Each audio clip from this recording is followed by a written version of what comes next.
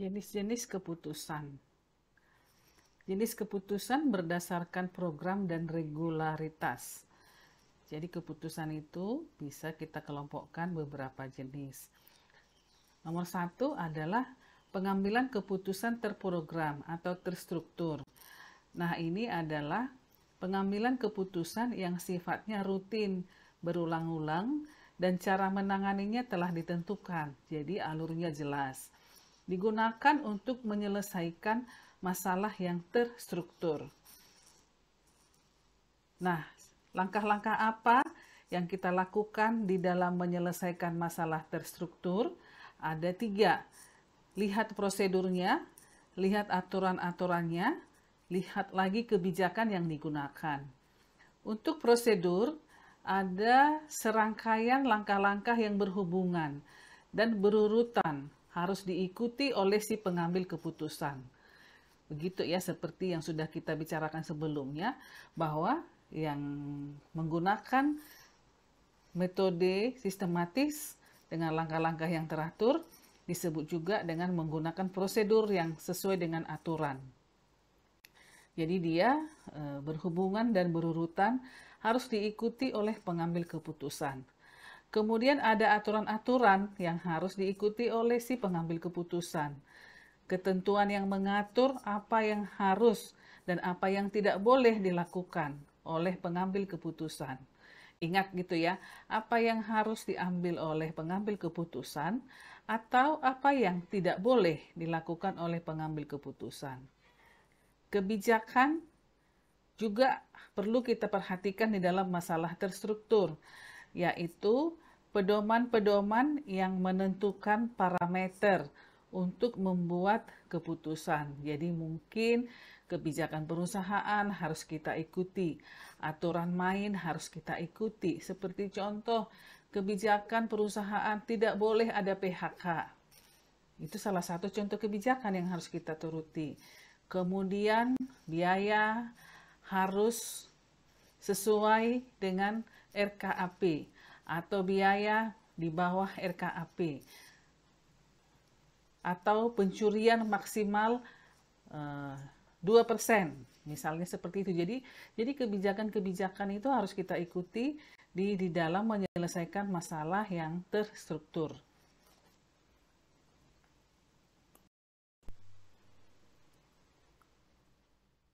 Pengambilan keputusan yang tidak terprogram atau tidak terstruktur. Ini yang kedua. Kenapa dia tidak terprogram atau tidak terstruktur? Karena pengambilan keputusan yang tidak rutin. Contohnya keputusan yang mendadak yang harus segera diambil. Atau pengambilan keputusan yang sifatnya unik sehingga memerlukan pemecahan-pemecahan yang khusus.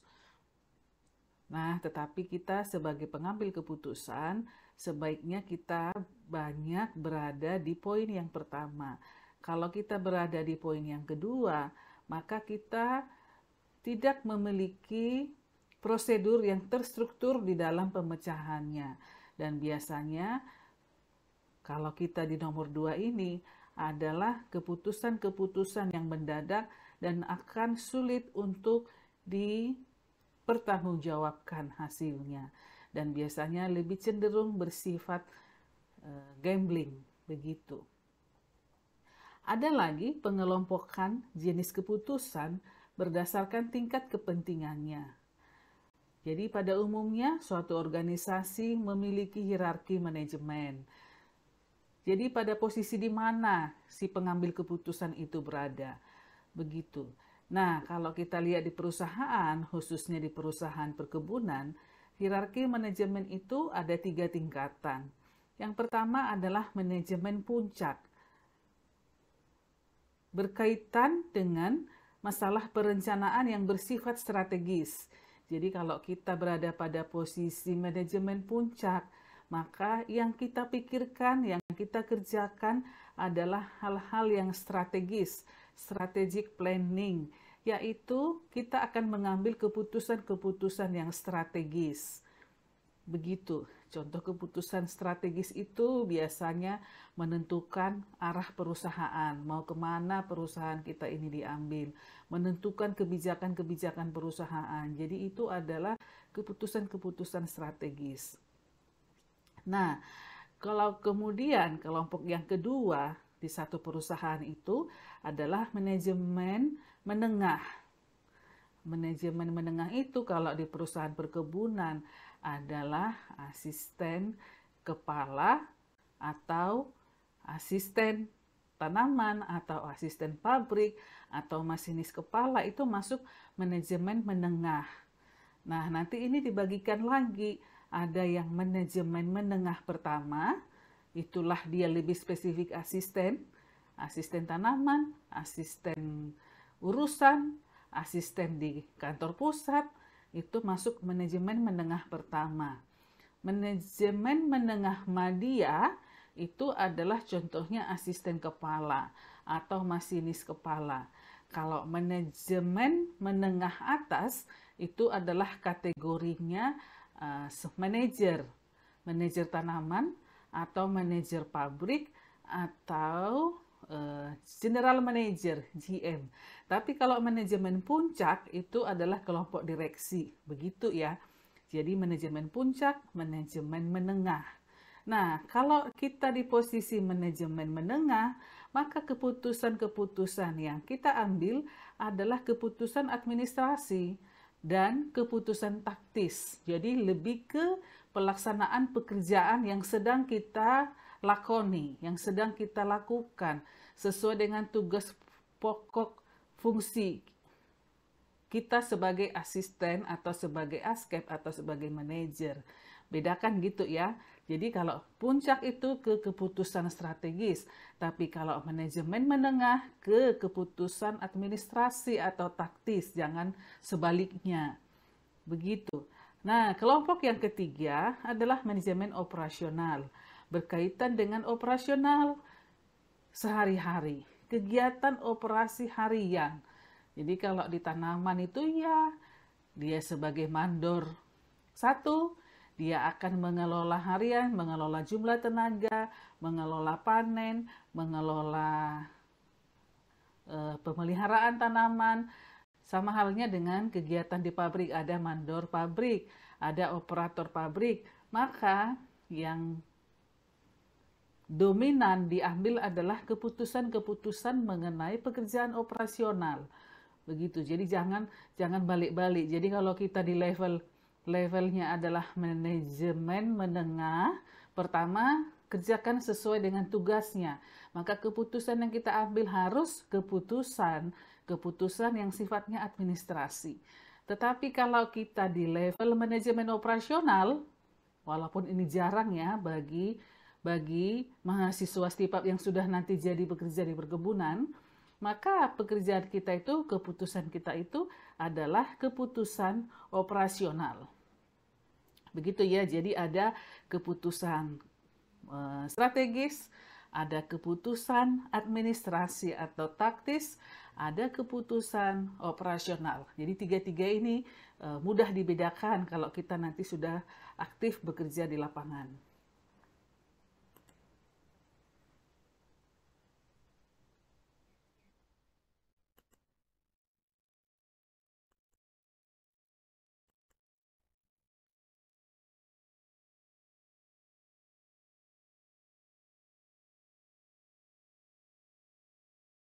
Keputusan-keputusan berdasarkan tipe persoalan atau tipe permasalahan yang dihadapi. Yang pertama adalah keputusan internal jangka pendek. Keputusan yang biasanya jangka pendek itu adalah keputusan-keputusan rutin atau operasional, seperti pembelian bahan baku, penentuan jadwal produksi, penentuan ajak panen, pengambilan keputusan yang sifatnya operasional. Jadi dia lebih cepat dalam mengambil keputusan karena dia tadi adalah pekerjaan harian. Nah, yang kedua, keputusan internal yang sifatnya jangka panjang. Misalnya berkaitan dengan masalah organisasi. Jadi masalah organisasi itu tidak bisa kita selesaikan dengan waktu yang cepat, singkat, gitu ya. Beda dengan operasional. Kalau operasional memang dinamikanya harus segera dikerjakan, gitu. Harus segera diambil keputusan karena risikonya tinggi kalau tidak kita ambil keputusan dengan cepat. Hal yang berbeda dengan keputusan internal jangka panjang. Kalau kita ambil keputusan dengan cepat, dengan analisa yang kurang mantap, kurang bagus, belum mempertimbangkan banyak hal, justru risikonya tinggi. Begitu. Nah, misalnya lagi merombak struktur organisasi, perubahan departemen yang dulu misalnya organisasi kita itu setelah manajer ada asisten kepala, ada asisten tanaman atau asisten pabrik, kemudian ada mandor. Besar ada operator. Nah, apabila kita mau menghilangkan satu lini, ya seperti sekarang akhir-akhir ini kan muncul pandangan ASKEP itu mau dihilangkan, asisten kepala. Nggak usah ada asisten kepala katanya. Langsung aja asisten-asisten ini atasan langsungnya adalah manajer, begitu. Nah, itu juga perlu dipertimbangkan dengan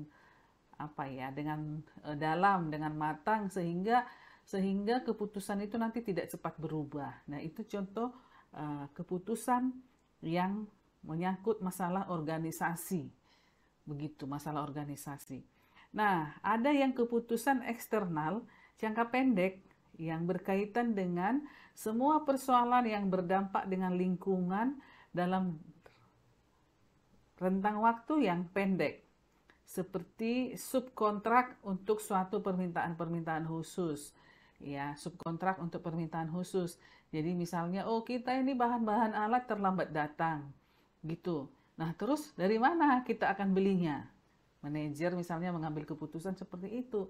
Nah, itu contoh keputusan eksternal sifatnya jangka pendek. Kenapa jangka pendek? Karena ini kasus khusus, hanya ketika keterlambatan datangnya bahan-bahan, datangnya peralatan, begitu. Ada keputusan eksternal sifatnya yang jangka panjang. Nah, biasanya diambil oleh pengambil keputusan yang ya posisinya biasanya di kantor direksi. Ya, posisinya berada pada jabatan-jabatan puncak. Nah, contohnya apa? Yang berkaitan dengan semua persoalan lingkungan yang relatif panjang.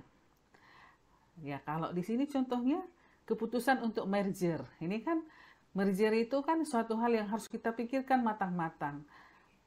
Merger atau sekarang ada keputusan untuk KSO, kerjasama operasional, atau kerjasama usaha, atau akuisisi. Akuisisi adalah mengambil alih satu perusahaan lain, gitu ya.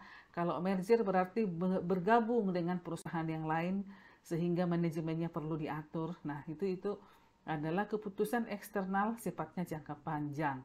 Jadi sebelum kita memecahkan masalah, si pengambil keputusan itu harus melihat dulu. Ini keputusan internal atau keputusan eksternal. Internal itu ada dua, jangka pendek atau jangka panjang. Eksternal itu ada dua, jangka pendek atau jangka panjang. Nah, kita tentu akan lebih mudah mengambil keputusan yang sifatnya jangka pendek. Kalau sifatnya jangka panjang, maka analisisnya harus lebih lengkap. Gitu ya. Jadi perhatikan, setiap mengambil keputusan harus ada analisis. Tidak boleh mengambil keputusan itu tanpa analisis.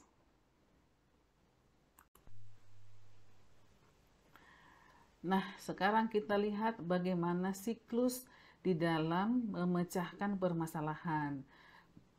Sebelumnya mungkin sudah banyak kita bahas gitu ya, kita ulang kembali bagaimana itu dikatakan dalam memecahkan masalah itu seperti siklus. Siklus itu ada awal, ada akhir, tetapi dia selalu berputar begitu. Nah, bukan masalahnya yang berputar-putar begitu ya, bukan masalahnya yang berputar-putar, tetapi artinya kita selalu diperhadapkan dengan permasalahan, bukan selalu mengalami masalah yang sama. Nah, tahapan-tahapan di dalam problem solving cycle itu yang pertama lihat dulu situasinya. Disebut dengan analisis situasi. Coba analisa situasi, kondisi di mana permasalahan itu berada. Nah, setelah kita analisis, berarti ini mengumpulkan data, begitu ya. Berarti kita mengumpulkan data. Nah, setelah itu dilanjutkan dengan identifikasilah permasalahannya. Nah, mulai lebih detail, kita lakukan identifikasi masalah. Pilah-pilahkan yang mana masalah, yang mana tidak masalah, yang mana akibat, yang mana penyebab. Gitu ya. Kita lakukan identifikasi masalah. Metodenya macam-macam di dalam identifikasi masalah. Ada yang menggunakan fishbone, ada yang menggunakan peta hierarki, ada yang menggunakan step stairs, ada yang menggunakan manajemen blok atau manajemen pabrik. Jadi punya banyak metode gitu ya. Nah, kemudian di antara permasalahan yang banyak itu, tentukanlah yang menjadi prioritas masalah.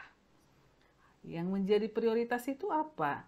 Yang menjadi prioritas itu adalah yang masalahnya itu besar, masalahnya itu penting, sangat berpengaruh terhadap kinerja si pengambil keputusan. Itu ya. Jadi pengaruhnya besar, pengaruhnya penting, kemudian pertimbangkan juga waktu. Mungkin waktunya sudah mendesak, sehingga permasalahan harus diselesaikan.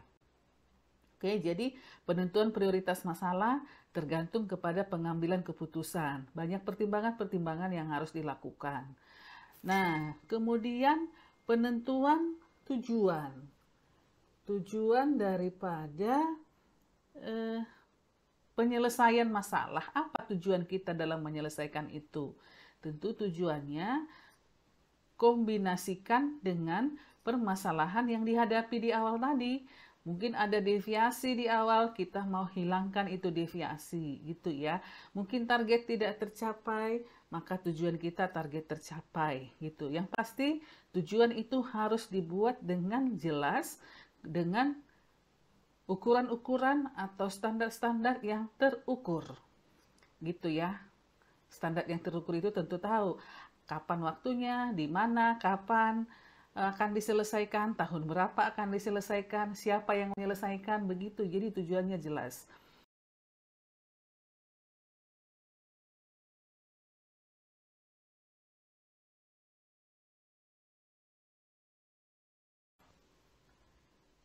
Setelah menentukan tujuan dengan baik, kita selanjutnya mencoba mencari alternatif pemecahan masalah. Namanya alternatif, berarti tidak hanya satu, harus ada beberapa yang dicari alternatif pemecahan masalahnya. Nah, setelah alternatif-alternatif itu kita susun, kemudian kita pilih mana yang menjadi alternatif terbaik. Nah, setelah kita tentukan alternatif yang terbaik, maka kita tentukan tahap berikutnya, rencana operasional. Bagaimana alternatif tersebut step by step kita susun mekanisme pelaksanaannya. Rencana operasionalnya seperti apa, sehingga nanti dalam pelaksanaannya tidak bingung lagi. Kemudian siapa yang kita delegasikan atau siapa yang kita suruh mengerjakan, mudah paham begitu. Nah, setelah rencana operasional kita susun, maka kita lakukan pelaksanaan dan penggerakan. Ya, kita gerakkanlah tim kita itu untuk bekerja, untuk melakukan rencana operasional yang telah kita susun. Nah, setelah kita gerakkan, kita laksanakan, kemudian tetap kita pantau. Pantau itu berarti kita melihat perkembangan gitu ya, lihat dari jauh, lihat datanya gitu, jadi tidak langsung terlibat. Nah, di samping memantau, kita tetap lakukan pengawasan dan pengendalian. Bedakan memantau dan mengawasi gitu ya. Memantau dan mengawasi, tentu kalau konsentrasinya itu lebih tinggi di dalam pengawasan. Di samping itu, kita lakukan pengendalian. Apabila dalam pengawasan kita lihat ada sesuatu yang tidak sesuai dengan rencana, tidak sesuai dengan langkah-langkah sistematis, maka kita lakukan tindakan pengendalian. Gitu, supaya penyimpangannya tidak semakin jauh. Nah, apabila sudah kita lakukan pengawasan dan pengendalian, pekerjaan tersebut selesai. Begitu ya, sehingga setelah selesai pekerjaan kita lanjutkan dengan tahapan evaluasi. Jadi setiap pekerjaan yang sudah tuntas dilanjutkan dengan tahap evaluasi. Lihatlah, evaluasilah setiap pekerjaan tersebut. Apakah targetnya tercapai, apa tujuannya tercapai, apa masalahnya diselesaikan, begitu. Nah, apabila sudah selesai, maka masalah tersebut sudah tuntas. Nah, maka kita kembali ke analisis situasi yang baru. Ya kan gitu ya, analisis situasi yang baru. Seperti apa sekarang permasalahan yang kita hadapi. Nah, mungkin kalau yang satu sudah selesai, muncul masalah yang lain, atau masalah yang tadi tidak kita prioritaskan akan kita selesaikan juga. Seperti itu. Jadi kita di lapangan, di dalam pekerjaan, kita harus tetap memahami, menyadari bahwa permasalahan itu adalah problem solving cycle, berada dalam kondisi siklus. Dia tidak akan berhenti, masalah tidak akan selesai, masalah akan selalu ada, masalah akan selalu muncul. Itulah tantangan bagi seorang pemimpin, bagi seorang leader, tantangan juga bagi seorang pengambil keputusan.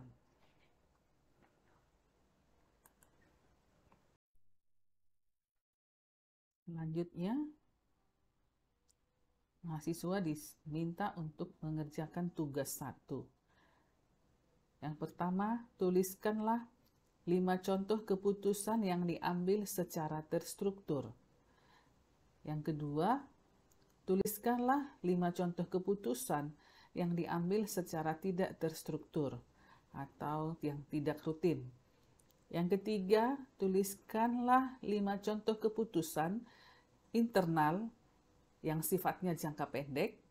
Yang keempat, tuliskan 5 contoh keputusan eksternal yang sifatnya jangka panjang.